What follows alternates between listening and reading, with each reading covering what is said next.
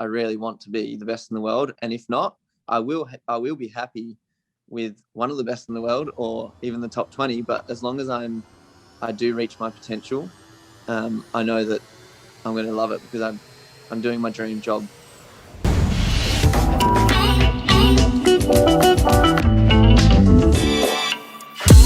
Hi everybody, welcome to the Adapt You podcast. It's not too often that I get as excited as I am today to speak with a professional athlete. Also, this athlete is a professional triathlete. And as many of you who listen to the show understand, triathlon is something that holds a near and dear special place in my heart. But as somebody that was never good enough to be able to make it on the pro circuit in really any sport, I live vicariously through these individuals who are able to turn a passion, a hobby for many into their job. So with that, I want to introduce to you an Aussie, an Australian, a bloke, however they refer to themselves over in Australia, by the name of Steve Mckenna.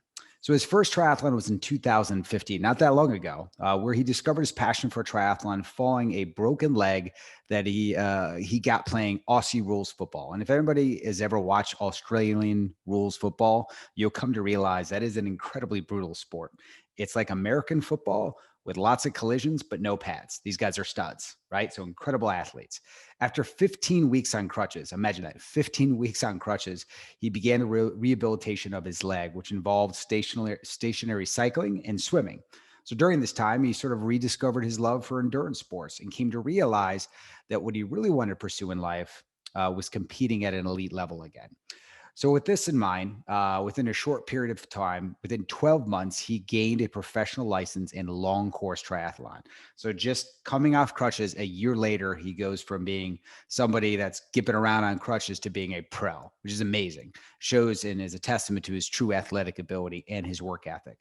In the first 3 years within the sport, he was awarded the South Australian Triathlete of the Year and has finished in the top 10 in every professional race. His plan is to continue to climb the long course world rankings when in early 2018, he was contacted by the Australian High Performance Triathlon Director, who gave him an opportunity to gain experience in professional short course, which is also known as ITU racing. So it's a draft legal type of racing, but it's really focused on speed.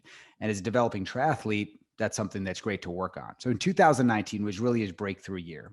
Just 4 years after learning how to cycle, which he talks about the story about how he cycled for the first time, he in his podcast, he ended up second overall in Challenge Family World Series, which is a series of triathlons. It's a brand and has been targeting these types of races.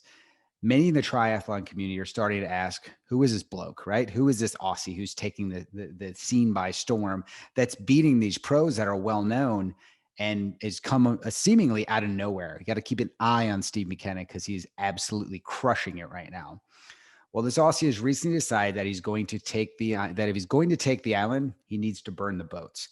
So just recently, in the height of COVID this past fall, he decided to put school on pause and decided to quit his job and go all in with the support of his mate, his pregnant mate. So they got a baby on the way to chase his dream of becoming a full-time professional athlete in pursuit of being the number one triathlete in the world. So please help me in welcoming a man who just broke his toe just this past weekend in a recent half Ironman race, but still somehow managed to finish third, Steve Mckenna. All right, Steve, welcome to the show, man. Thanks for jumping on. I know it's early in the morning over there in Australia. So per the introduction, kind of walk me through a little bit about this last race you had. Well, in a nutshell, coming out of the water, I broke my toe and dislocated it in 2 spots. And at the time, I just thought it's a stub toe, so we'll keep going.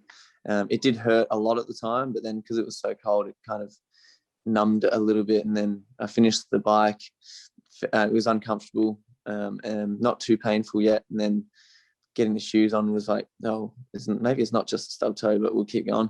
And then, basically got halfway through the run and the blood starts kind of getting to the, you know that feeling when you do a race where the feet finally come back to you halfway through the run. Yes. And that started to hurt. It was more than just uncomfortable, but still in my head, it was a stub toe. So I think a lot of pain is in the head. which I've learnt over time, but especially from this race, if I knew it was mangled, yeah, it would have hurt more probably. But if you think it's just a stubbed toe, yeah. So I ran a 1:12 for the half marathon and came third, and I'm not going to make the toe as an excuse for coming third instead of first or anything like that. But yeah, I've got other excuses for why I came third. It was just a lot of racing recently, maybe, I don't know. But yeah, the other guys were just really strong on the day. It was a super fair race with a 20-meter draft rule, which I love. So yeah, it was an interesting one, and I've gone from having this really busy schedule, kind of getting towards the end of it and saying I need a break, and then now that it's a forced break instead of me pulling the pin myself, which I never would have done. Yeah, exactly. I can, so obviously Steve, as you heard in the introduction, is a professional triathlete, and having done the sport of triathlon, competed for 10 years, not nearly at the level that he did. I can understand and respect the fact that sometimes your body needs a break. And if you don't give it one, it just sort of breaks for you, to kind of give you a little bit of a heads up that like, hey, we need to pull back a little bit. So I want to kind of dive into a little bit of the lifestyle of a triathlete, because I've never had a professional triathlete on the podcast. I've had individuals who did incredible feats in the sport of triathlon, and James Lawrence, the Iron Cowboy. But I haven't actually had a discussion with a professional triathlete other than towing the line with them in a race. So kind of give an idea of the work ethic that's involved for what you do for the listeners. Talk a little bit about the distances that you race in, what those distances are, because I don't think a lot of people even know what that is. And start with first what the heck a triathlon is, because some people might not even know what that is who are listening right now. Yeah, it is a good sport for not being an arrogant professional, because if you have to explain to someone in the street what it is, then you can't really be arrogant. So it's good. You can be a professional, but also down to earth. And it's a swim, bike, and a run. So all sorts of distances. You could do ITU stuff, which is the short course, Olympic dream sort of racing. And then if you don't want to go to the Olympics and you want to be a sole trader and make some money from sponsorships and prize money, then that's long course. The reason I chose long course is purely because it's just I enjoy training all day, and with long course you have to train even longer hours. So yeah, that's triathlon. And yeah, everyone finds it in their own way. But it's a great lifestyle. It just the amount of hours that we do, it kind of, if you've got a full-time job, if you've got studies as well, if you've got anything else that you do, kids, you're in for a divorce, or just having a really understanding partner. I can attest to that as a divorced triathlete. So he speaks the truth. So as a triathlete that races long course, sort of explain that long course sort of distance, so people get an idea of how much we're swimming, biking, and running, to give an idea of the length of the race when he says long course. I don't think everyone really has a full grasp of what that actually means. It's a 1.9K swim, a 90K ride, and a half marathon, so 21.1 kilometers. But in miles, I reckon that's around 13 miles, isn't it? And then would it be around 60 miles? I think it's 56 on the bike. Is it basically a half Ironman? Is that essentially what it is? Yeah. I know it's in the metric system, so it might be off, but it's 1.2 mile swim, 56 miles on a bike, and 13.1 mile run. So I've only raced in the US a few times, so my miles are out. I'm good at Ks, kilometers, but yeah, and then you double it if you're doing a full Ironman, of course. So I've only ever done a prep for that once. And being a pro triathlete, if you're not in the top 50, which I am now, and I've quit my job, I just wasn't in the position to quit my job when I did my first one in 2019. And yeah, as full-time workers would know, it's a real struggle to try and get 20 hours plus in. And it was about 30 hours at some points with study and work. So it was crazy. Yeah, just to give you an idea, that's 30 hours of actually training for people that are listening. So that's 30 hours of swimming, biking, running, stretching, foam rolling, yoga, strength training, all the elements that go into being an athlete. But when you're a long course endurance athlete, you need to build that engine. You need to build that capillary system in your legs. You need to build that cardiovascular strength. You got to get your body used to just going for many, many hours at a time. And then as a pro, to not only go long, but go fast, right?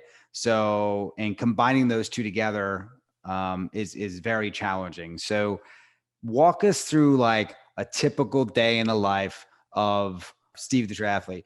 Give us the breakdown of like what a day looks like. These days, it's actually of a professional triathlete. I'm stoked that my life is a little more simple. It was horrible until just last October when I said, all right, I'm quitting the job. I'm pulling back on uni. But I studied law and marketing. So my typical day was like this. I'll get up pretty late compared to other triathletes, or if I might go to squad, but that means I get like 4 hours sleep because I've worked to about 11 p.m. the night before. So I just did after hours. So I'll go swim with squad. I'll come back.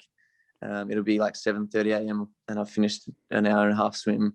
I'll go ride for 3 to 4 hours, and then I'll do a run off the bike. Sometimes something tempo, or if there's efforts. But of course, it changes every day. But that could be my standard day, and then I've got to rush off to work for 3 p.m. to 11 p.m. And there were times where if I didn't have squad the next day, I would have to finish work at 11 p.m. and I don't want to wake up Lauren at home. So I'll go to the servo, which is the petrol station or the gas station, if you're in the US. And I'll just sit there with the Wi-Fi, do my homework for uni, or I coach people as well. So just a few, but at one point while I was doing an Ironman block, it was horrific. It was, just no sleep ever. And surprisingly, my bloods were good. I was checking, iron levels and everything. I was holding up well, and eventually my body just broke down. And I just realized eventually I could have done a lot better. I did an 8:17 and it was great. I came second that year in the World Challenge Family Racing Series. And, still a beginner really in most people's eyes. So I was doing really well, even as a pro. But these days, it's actually a professional lifestyle, and I'm one of the weird ones who takes everything way too seriously, reads into it all. And so now it's like, go to squad, could even have a nap and get a massage, later in the day. But then I'll get on the bike, and all I've done is cut out that working hours and the study. I'm doing way less.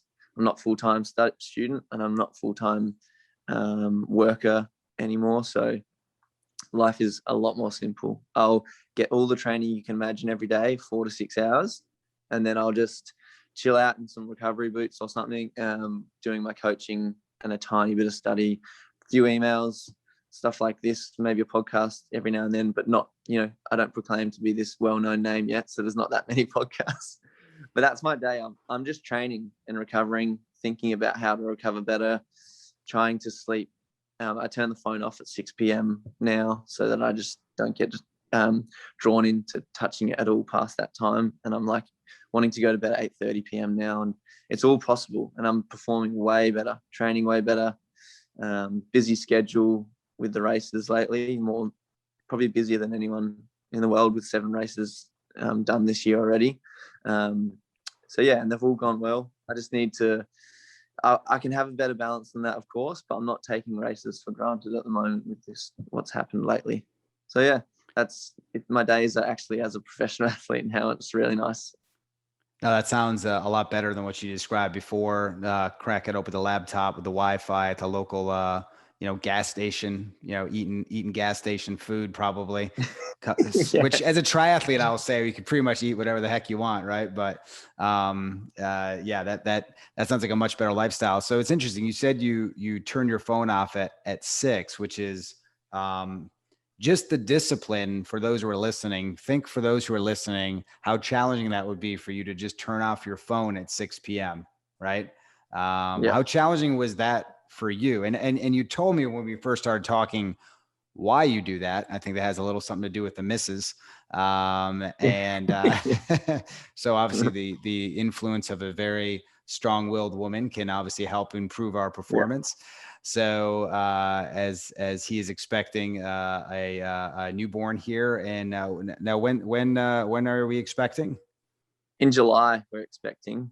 Yeah, that's awesome. She's good with that stuff. She knows she knows that I talk about triathlon too much, and I like that she's not a triathlete, because she brings me back down to earth and goes, Steve, shut up. I don't care. And no one I don't does. So care make about sure your you don't. split time today, Steve. Yeah. Yeah, yeah. And that's good, because, if I'm talking about it too much, I really do want to know. Well, you got this careful balance between like obsession, because you need to be obsessed to be a pro, right? You need to be Exactly. in it. You need to be all in, which we're going to talk about your journey to pushing your chips all in. But just the little things that I could hear you as you're telling your story that you're doing, like turning off your phone and getting sleep. Talk for a second, because I think it's not just the sport of triathlon, right? Because what I like about triathlon, it can be somewhat of a metaphor for life, in that you're juggling multiple things, right? Swim, bike, run, and you need to put stress on your body to improve, to adapt, and to change. But then probably the fourth leg of the race, or maybe the fifth. The fourth leg is obviously what we're eating, right, as we're training and performing. But that fifth leg, and probably arguably, tell me if you agree, is rest. Because I think a lot of us, especially triathletes, it's all about, pound, pound, pound, pound, pound, because we feel we get stronger through exercise and through putting our body through that stress, which we do. But actually the improvement doesn't occur until you actually stop and you rest. So kind of talk about that for a second, and just the little things like the cell phone that you've implemented to sort of make rest more of a priority, and not hanging out at the petrol station at night. Yeah. Oh, well, I've got the evidence now that it works, because I think my biggest anxiety, which is great, I'm definitely in a first world. My biggest stress or anxiety is that phone constantly buzzing, because you coach a few people and you get emails coming through, and just in contact with a lot of people, because it's a small community over here in South Australia. So we all, the triathlon community can send questions through, and you're like, do I reply to absolutely everyone? Because that I'm just sitting next to Lauren, and she's not getting a human being as a partner. She's getting a phone, or a face down at a phone. So I've got a Whoop strap recently, one of those heart rate variability and sleep recorders. And we went away, and for the Easter long weekend, I said, I'm going to turn my phone off the whole long weekend. So for 3 days, that week leading in, I'd had what they would, out of 100, my sleep average was 30%. So it was terrible. And my heart rate variability was really low. And that just suggests that you're stressed, or you've drank alcohol, which I hadn't been. But if you do, you're going to have a bad heart rate variability and a bad recovery.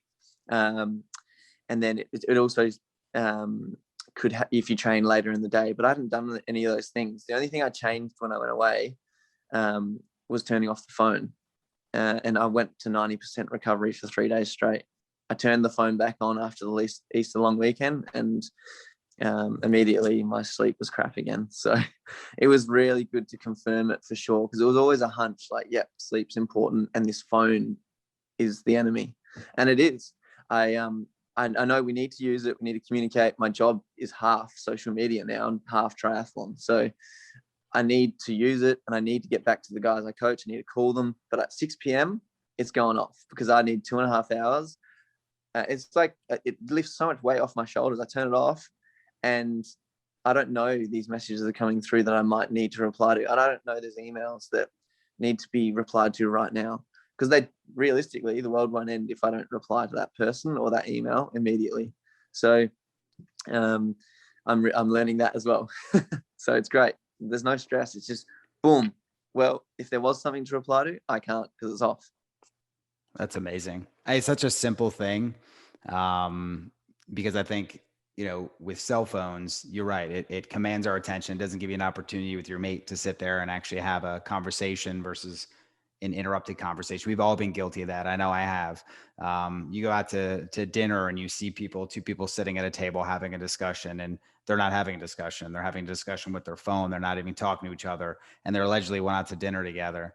But the fact that you actually have some data and some metrics to demonstrate to you enough and to the listeners that, like, hey, I saw physical manifestations. I saw my heart rate variability increase. I saw, active recovery. That's amazing, for something as small as a phone. I think people are like probably scratching their heads. Well, why? Well, think about it, right?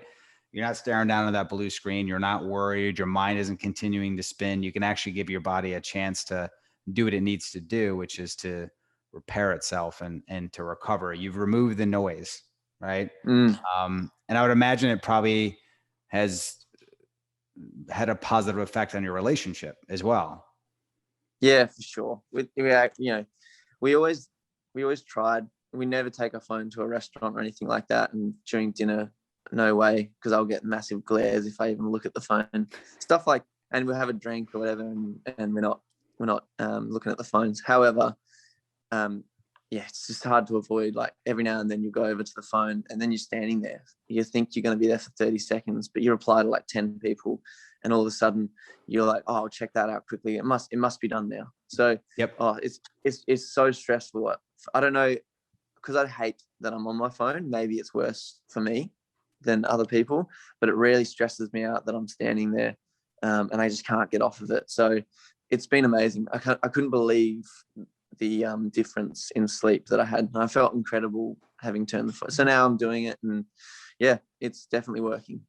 I love it. I love it. I always learn something from every guest that I talk to and try to implement it into my life. I think at least at this point during the podcast, I'm gonna start turning my phone off. So everyone's listening, my friends, my family. Sorry, you're not gonna be able to get through to me at 9 p.m. I think it's a great idea. On social media, if you put it there, then people are gonna pull you up for being on your phone between. You're 6 right. and 6. All right. So I gotta put it out there. Okay, I think I'm gonna do that, man. Seriously. So let's back up for a minute for a second. We kind of walk through the race, talk a little bit about, the lifestyle of a triathlete, which I think is fascinating to most, but, it wasn't an easy road getting there. It's not like you just one day wake up and all of a sudden you're a pro triathlete, right? It's a journey for you. So kind of walk through how you got into the sport of triathlon. Cause I always find that interesting, having competed myself. It's not something that like you went and you had in gym class in high school. It's not like something that is typically seen on TV. It's not a very commercialized business. Although Ironman has done a little bit of a pretty good job as of late commercializing it. It's just not in the forefront. Like you said earlier, some people are like, what do you do? Right. Yeah. So yeah, kind of walk through your story, like where you were as a sort of a young chap and then sort of, where you went from there. So I love running. It's still my favorite leg. I need to be careful how many podcasts I listen to on running because I will quit triathlon. But I love triathlon because you can train all day, whereas running, you run and it's a high impact one. So you have to either cross train or just rest. And that's not cool. So I was a running guru as a kid. It was my life. That was all that mattered. I went to nationals. I was always ranked highly going into the nationals for Australia, and but I would never really perform. So it was pre-race nerves a week out instead of a few days out like a normal person. So because it meant everything to me. That was all that mattered. So it's all I thought about for months leading in that race, that course, that cross-country course or whatever. So got so much nerves racing anyone outside of South Australia. And eventually I was like, I'm not wasting my time and money going to nationals every year now. I'm done. So I quit. I was pretty angry at the sport at the time because how can you run so well and be, post the best times coming in or some of the best times and then do so poorly? You come nearly last and you lose to these blokes that you've beaten by like 2 minutes, just last week.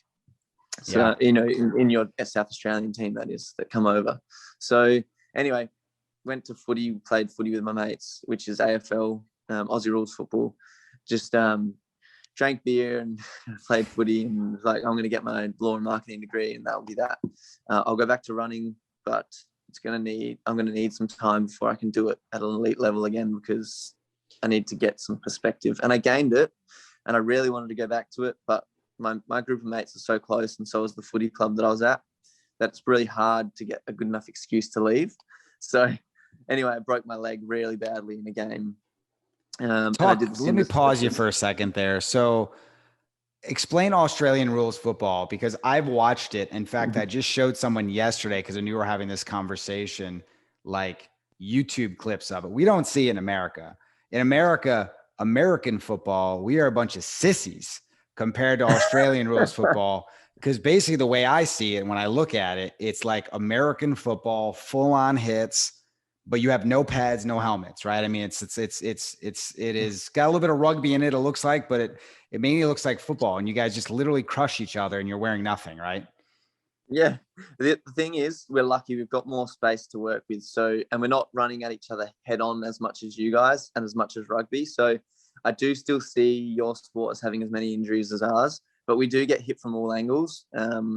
And yeah, there's a lot more you can do.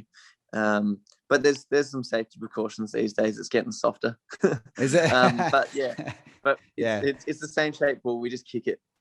And yeah, and I saw a game where a guy got hit and he was injured, but they didn't stop the game. They just sort of step over to his body while he's just laying there, right? I mean, is that they don't normally a stop thing? play until it goes out. They won't stop play, but there's concussion rules now similar. You have to go off if you don't pass the test. But it was never a thing. You could fight, you can do everything. It was crazy. But yeah, it's I just looked at it when I was on the sidelines with my crutches. I had crutches for 14 weeks. It's such a badly broken leg. Oh, wow. So I was really angry at footy then. And I've kicked the ball once since. And that was 2015. So it's a long time. But basically, I was looking at the game and I was like, saw two people come off. This is the week afterwards, and I'd had a surgery. And two people had a season-ending injury. And I was like, wow. So if there's 18 on the field, you're 1 in 18 chance, on each team, that is. There's one person in your team that's going to have a season-ending injury. And for me, it's devastating because all I want to do is exercise. So to have crutches for 14 weeks was horrible. Again, another first world problem because there's lots of things going on that people are putting up with on a daily basis, whereas we just have to put up with it when we get injured or something. But yeah, so I was just like, this is stupid. I'm just going to go back to running in straight lines because I love it. It's my passion. And not get crushed. Yeah. Yeah. But with the injury, rehab was swimming and cycling. Tie your feet together because of the leg, but you get out of the moon boot and you can do that stuff. So that's how I found triathlon. And yeah, it went really well, really quickly because I decided that I'm not going to waste my life doing things I don't want to do anymore. So I'm not really passionate about my studies, and I'd rather make work fun. So if I can be a professional triathlete, I will. And I pulled back on absolutely everything I was doing, started doing it just a lot less. I did never quit anything. I'm going to finish this degree. I'm going to finish this. I'm going to keep working a little bit because I don't know what I was going to live on otherwise. But yeah, basically, eventually, so I became a pro within 12 months. I won lots of races locally in my first ever try, and I was going really well very quickly, just because genetics, I guess you had the swim stroke from when you were a kid, even though you're 23 and you hadn't swum for 10 years or something. It just came back quickly, and I was so fit. So if you've got the technique, you build the strength, and eventually it's become not just a good pro. So I've been able to quit everything besides the triathlon now, and throwing everything really makes another big step. So I'm improving quickly still. So you got injured with your boys playing Australian Rules Football, and then you're on the crutches for 14 weeks. You're hating life. And I get it because you can't exercise, and I can relate to that. And I think others on the line can. I think maybe some can't because they're just they don't want to exercise. But for those, that's their passion. Yeah. It's really hard to sit still. So you're swimming and you're biking. And then did you just stumble upon the sport or how did you know that it was even out there? Because I had a very similar story. I hurt myself running and I had to swim and I had a bike. And then Ironman came on TV and I was like, oh, what's that? I was like, oh. And then next thing you know, the next day I called my buddy. I'm like, we're hiring a coach. We're going all in. And that's how the obsession started. So how'd you find out about the sport? I always knew about it as a kid, and I remember training for one, but I did think it was stupid. I was a runner. I just trained on a mountain bike, whatever, just once in the backyard pool. But I never clashed with a state championship for, I think, athletics or something. So I never did the race. And then I was still like, oh, I have got no time on my hands and I'm just running. So I don't know how these idiots are doing this. So, put it to bed and never thought about it again, really. And then I always thought I'd be good at that sport, I reckon, because like some runners just don't have strength in their legs to be a biker, or they don't have the mobility or the thoracic mobility to be a good swimmer, and the flexibility in the shoulders and all that. But I knew I could do this sport, but I still did think it was stupid until I realized all I want to do is exercise all day. So when Perfect sport for that. someone told me about Ironman, but it was cycling first. I thought I'd be a cyclist when I first broke the leg, because the South Australian Institute of Sport, which is like the AIS, the Australian Institute of Sport, but obviously one level down, it's still a professional group, an Institute of Sport, just for state level rather than national. And they had me cycling with them after I went up a hill, and because I took the moon boot off a few times, and he said just stationary cycling, but I was sick of it. So I went up a hill with about 3 weeks left in this moon boot. So I couldn't actually walk yet. I was still on the crutches, but I went up this hill in my football shorts and followed some guy in red and white up the hill. And that's turned out to be a sassy cyclist, South Australian Institute of Sport. And we got to the top, and he goes, "What's your PB?" I said, "Oh, it's my first ride." And he goes, "Oh, first time on the hill, nice." And I said, "Oh no, it's my first ever ride on the road." And it was just this old creepy bike. And he goes, "Mate, you just done 16 minutes for this climb. It's like a really good time." I said, "That means nothing to me. I don't know what that means, but thank you." And then anyway, they invited me out to cycle with them, and I was doing it for a while. But if you're learning the gears on the first ride with them, and you're wearing like long football socks, and they're like, they're all about looking nice on the bike, and I'm wearing football shorts, like they couldn't believe it, because they're Olympian. These guys were like track cyclists, Olympians and all sorts, and I'm joining, and some of them were on the tour for that Mitchell and Scott team. And then this guy gets invited out, and they're like, "Seriously, are we actually training with this bloke?" So right. So he's got one leg that works, right? And you're up there. Yeah.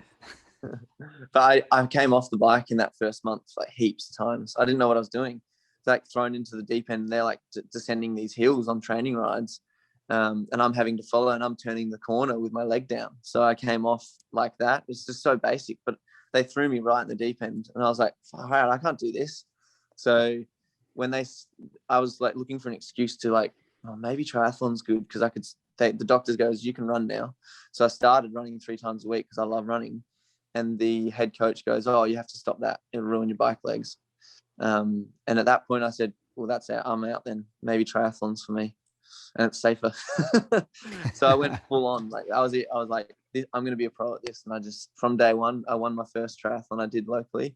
And I haven't looked back. I just pulled back on things until I got to the point where I could afford, now being in the top 50 in the world in long course, I can afford to quit the job and risk it. And yeah, we'll see what happens. I've got a supportive partner who, if I get really badly injured, like now, she will pick up the slack. That's awesome. Yeah. So you pulled back for a while. That's a fantastic story, by the way, just the way, the progression, and here you were, you're on some crickety bike, and you're keeping up with these guys that are, probably in full on Lycra suits and shaved legs. And I know the deal, right? And you're out there in like your rugby socks, right? And a pair of like gym shorts. So then you made the decision, like you were saying earlier, to start to pull back, because you're like, I want to get a little bit more to the sport, give a little bit more to the sport because you love it. Tell me about the time where you made the decision to just say, okay, I'm going all in. I'm taking all the chips, I'm pulling them in, and I'm just going to not quit, but I'm going to refocus and just focus on one thing, and that's the sport, and why you did that. Yeah, I always thought that I was risking it already, working 25 hours a week, studying nearly full time, and because I wasn't working full time, but then I started coaching people as well, and I'm like, you're not really risking anything. You're actually doing too much. So it took me a while to realize that, and I was only doing it for like 4 years. I was doing like that, and because I was doing like that, I had no time on my hands. So I sacrificed my friendships, sacrificed drinking with friends, like socially, and sacrificed so much, all my time. My relationship would have been even better, even though that was the one thing I probably gave time to. So would have seen family more, but I got to the point last year where I had a bad performance. Not bad, but I was just like, you should be winning Sunshine Coast 70.3 by now if you had the year you had in 2019. And in 2020, I was like, wow, that's the first time you haven't improved, because you came second here last year and you came fourth this year. And it really played on my mind. And I was like, you're getting B minuses in 5 areas of life. And it was time to focus on 2 areas maybe and get A pluses for them. And immediately I did that. And we had a PTO funded race last November. So I had 6 weeks from when I quit my job. I quit uni straight, like not quit it, but I just deferred. I was like, right, pull out for this semester, see how you go full-time athlete mode. And yeah, I ended up, oh, hold on. We still got you. Yes, my phone's just had a little issue, but I ended up, winning the PTO funded race by a fair margin, focusing on all things recovery for the first time. And it confirmed that was the right move. I was like, wow, it wasn't a risk also, because I was willing to lose. I was willing to just go back and get my job.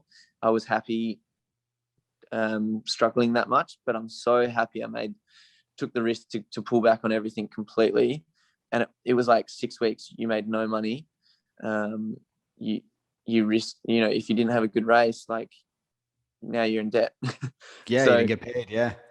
Those like races aren't cheap, right? You're still paying the race entry fees like the rest of us, or no race entry fee for pros usually, but we have to travel there. So if you don't come top 3, you're not probably covering costs. And if you don't have sponsors that'll pay like race bonuses, or if you're not at the point where you have retainers for the year with your sponsors, which I'm not at that level with any big sponsorships yet. Hopefully I will be soon. But so I'm kind of one of those pros that's living on prize money. But because I'm winning most of my races now, I'm doing okay. Like, as in, I can get by and not stress too much. But it was scary, that first one, because I was like, wow. And then there's no races on for a while. So, but since then I ended up coming out and doing the Hell of the West. That was another one that, every race is big now, even though it wasn't a big one the year before. Every regional race is becoming huge because it's the Australian champs. Every single race, it's against all the same guys. So I won Hell of the West, and then I did the Husky PTO funded race, and that was I think I came 4th, but I put it down to bad run tactics. And then I did Geelong, and I won that one. So all my performances were winning worthy performances, and I just came 3rd at Shepparton with a broken toe. But I had been racing locally in between all these, just in case races didn't go ahead. So I've been crazy fatigued from all the racing and Ironman prep, and I'm still proving to myself that going full time and pulling back and everything, I can have a busy racing schedule and I'm still winning some races. So yeah, it's awesome. It's confirmed everything to me that I could go on a world stage soon and do pretty well if I just keep fully focusing and risking it. That's amazing. So when you decided to push all the chips in, that was this past fall, right? So this was it sounds like around October, November of 2020. So what's interesting about that, obviously, we're in the middle of a pandemic, right? And obviously this affects the entire world. So that I have to say that is a ballsy move to not only go all in, but to go on during a pandemic when I know there weren't a lot of races going on, but to have the confidence and the courage in yourself to be able to take that leap and to jump, right? Sometimes we just got to jump and grow our wings on the way down, so to speak. You did that, and it's working for you, right? And you're seeing. And I had that saying that you just said saved in my phone, and I kept looking at it. So it's a good saying. It is a great saying. Yeah, funny you say that. There's a quote as well, which I think I shared you before we came on, which is, if you want to take the island, you got to burn the boats, right? So you were struggling to take the island because you were doing too many things on there around the island, right? Between the school and the work and a relationship and training, you can only do so much. So now that you're hyper focused, you're seeing the results. And that's what I find so amazing about your story, is that not only the courage to do it, but the execution, and now you're seeing the results. So with that in mind, right? So I know you got a little bit of a bum toe that's going to heal up real quick. What's the future hold for you? Where are you looking to take this? What are your goals? Because I have to imagine, guy with your, as much focus as you have, you got some pretty big goals. What's next for you? My partner's on board as well now. She can see that, okay, yeah, he was, from the day I met him, it seemed pretty unrealistic to everyone but me. But it confirmed it in 2019 that, yeah, wow, he actually wasn't talking rubbish. He will do pretty well here. And then this year's confirmed it even more with some of the times that I'm putting down, all the people that I'm finally beating, those big names, rather than just getting close to them or something. It's actually happening now. So I think I'm aiming no lower than, world champion or something. I want to at least compete for it. I want to be competitive. I'm no longer wasting my time here. I'm all in, and I'm going to aim as high as there is to aim. So without trying to sound like a wanker or anything, or arrogant or anything, I really want to be the best in the world. And if not, I will be happy with one of the best in the world, or even the top 20. But as long as I do reach my potential, I know that I'm going to love it, because I'm doing my dream job at the moment. And I really do stop to smell the roses every day now, because it's been, the harder the struggle to get there, the better it feels when you get there. And it's been real tough. Like, ended my first relationship and then found Lauren, and I wanted to take me to America and Europe more often, because it does cost a lot, but she is so supportive that she's willing to come over, and we'll do, the winter for us there, come back and do our summer here. So it's required, because there's much more going on outside the Australian domestic circuit.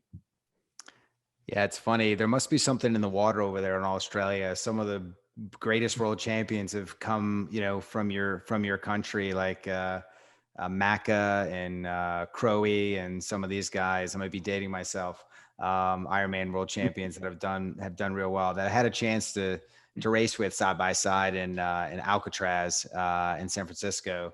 Now you mentioned world championships. Now I know you race in the ITU circuit. Are you looking to race the Ironman circuit, like Kona, like where? Because I know there's a lot of different. There's a few different forms of world championship. What are you eyeing first?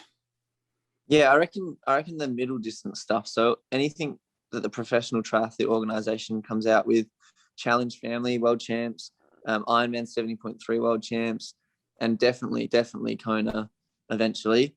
But if I'm smart, I'll focus on the 70.3s and use my speed as much as I can, and hone in on it, and then move to the long course. Even though I am 29, I feel like, because I'm so young in the sport, I'm in my 6th year ever, and some people are only just really hitting their straps then. But so that's why I think there's so much more to come still. And yeah, I feel like I've got so much more improving. I still see myself as someone who's a bit clueless in this sport. So compared to the blokes I'm racing, that is. So I haven't had as many experiences and all that, all the stuff that you would expect a 20-year pro. Like, these blokes who have been doing it since they were 10, that's incredible. But I started at 23, so I hope to go to 40, and I think my body can put up with it. If I don't keep dislocating and breaking bones and stuff, because I'm such an idiot with my bike skills, then I think I'll be okay. That all come with your experience, right? So, and yeah, I mean, you're just the tip of the iceberg in terms of your, building your cardiovascular strength. You're going to get faster and stronger, and gain that race knowledge. I think that you get race after race after race, just like with life, right? You make a few mistakes, you stub a few toes, you take those lessons with you into the next, the next venture, the next race. So for those who are listening, who aren't triathletes, what has the sport of triathlon taught you that you think is a great lesson for how you approach other things in life? Well, I think triathlon's a sport where you're always uncomfortable. So I definitely feel like most people would probably relate it to time management, but myself, I'd probably say not much is. I don't think much is really phasing me these days in terms of being. I'm comfortable being uncomfortable all the time now. So, someone says they're tired, I say you don't know tired. Stuff like that. Like I've grown a lot in the way that you can time manage as well, of course, like most triathletes would probably put it down to. But I feel like what I've gained from triathlon might just be like, well, I'm going to complain a lot less soon than other people now because what we do is horrible. And then having done it at the same time as working and studying, I can really appreciate what I'm doing now. So I think triathlon's just made me so happy because I get to actually, if it's your hobby and you get to do it all day and it's actually what you're getting paid for, then yeah, it's probably taught me to appreciate life as well, because I wasn't truly happy before. I was drinking my problems away from every weekend. Yeah, and that's okay. I still enjoy a drink every now and then with mates. But so it's possible to be a pro athlete and still have a couple drinks. That's good. Hell yeah. That's outstanding. So where can we find you?